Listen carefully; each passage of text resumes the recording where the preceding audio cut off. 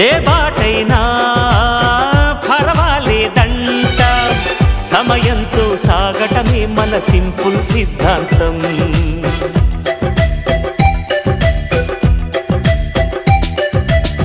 చిరుగాలికి పరిమళమిచ్చే సిరిమల్లెల వనమై ఉందాం, గగనాన్ని నేలను కలిపే హరివిల్లుల వంతెన అవుదాం.